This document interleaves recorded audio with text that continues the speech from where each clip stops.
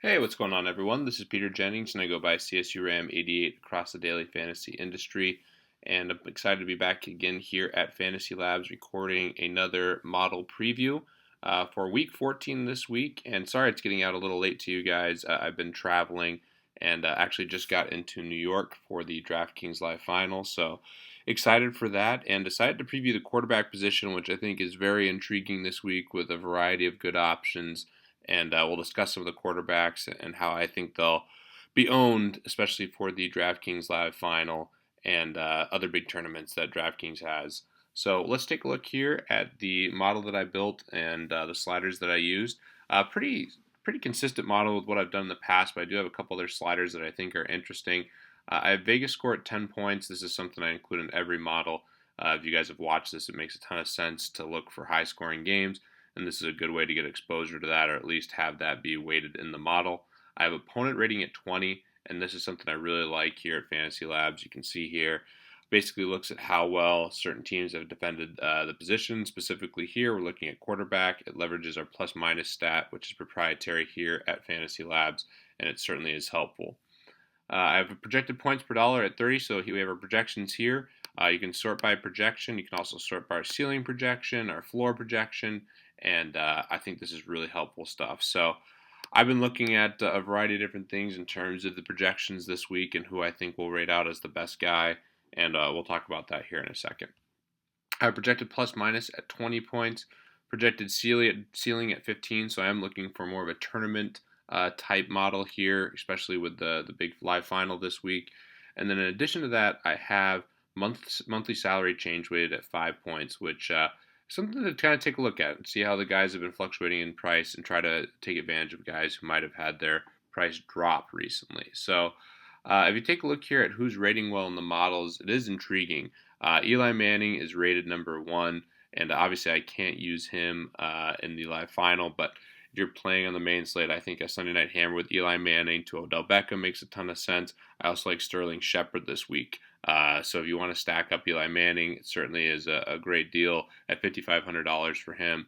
Really like him in this spot at home, and I think he will be somewhat popular. I think it's going to be really interesting to see how ownership projections break down. We'll actually take a look real quick here. Adam Levitan is responsible for doing the ownership projections along with other people here at FantasyLabs, and I think they do a really, really good job. And Adam has basically looked at a lot of different things and the way things are going to break down. And Andrew Luck is projected to be the highest owned, with Kirk Cousins as the number 2 quarterback, Jameis Winston as the number 3, and then everyone else projected to be under single-digit ownership. So I think that makes sense. I think Andrew Luck will definitely be heavily owned. Adam loves Kirk Cousins, so maybe there's a little bias there, but I do think he'll be heavily owned. In general, I think it's going to break down with a pretty even distribution of players. So taking a look further here at some of the guys that are on the list, I like Kirk Cousins, who I talked about. Carson Palmer is a really good leverage play off of David Johnson, who's at his all-time highest price. So if you want to go that direction, I certainly think it makes sense. I really also like Matt Ryan as well. I think he is a really good play this week against LA. He's a guy that makes a ton of sense for a lot of reasons, especially if Julio's okay. Right now, we're not sure where Julio's going to be, but I think that Atlanta's going to be throwing a lot. With Devontae Freeman playing so well, they also have a great advantage with their guys in the passing game. So I like Matt Ryan a lot at 6,500. He's still really cheap. You know, you could say the same thing about Aaron Rodgers. My biggest concern there is the hamstring, but I still like Aaron Rodgers quite a bit as well. Philip Rivers, another guy that makes a ton of sense. Carolina's just been getting torched by the pass. Rivers with Tyrell the Gazelle, Tyrell Williams makes a ton of sense as a stack. The one concern there is the labrum injury that Tyrell Williams has. I don't know how he's playing so well through it, but it's something that he's dealt with for a long time. So we'll see how that plays out. The hardest thing with Philip Rivers is who to stack him with, but he does have a lot of options. I think he's a really good play this week. Andrew Luck is probably my favorite overall quarterback in terms of raw projection. I really like him in this spot. He has been limited in practice the first 2 days, but I do like him a good bit.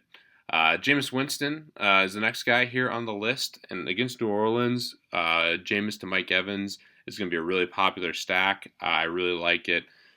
Picking on New Orleans has been something that's been lucrative for a while here in DFS over the last couple of years.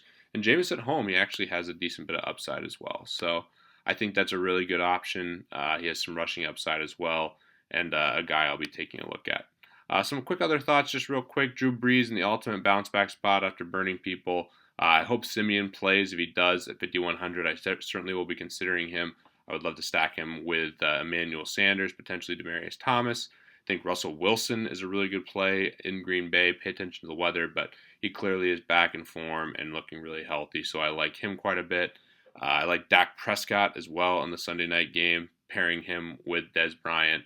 And Colin Kaepernick, too, is another guy that I wanted to talk about going against this Jets secondary. Even after getting benched last week, he's announced as the starter. There's a ton of rushing upside here, and the Jets are just looking absolutely pitiful. They're a team that seems to me have just mailed it in on the season. So I like buying San Francisco, and I like buying Colin Kaepernick. And the final guy I'll talk about is Matthew Stafford. I actually think you're paying up to get Matthew Stafford a little bit relative to these other guys, but he's been playing phenomenal football here at home. I really like him going against the Bears. I like stacking him with Golden Tate. We'll see on Marvin Jones' injury what pans out there, but I really like Matthew Stafford. So there's a ton of really good options here, guys. Hope this was helpful for you. A little shorter just because of the travel, but again, hope to see Fantasy Lab subscribers at the top of the leaderboard. For any of you in the live final, would love to say hi and wish you good luck. I think it should be a ton of fun here out in New York, and good luck to everyone again in all their contests this week.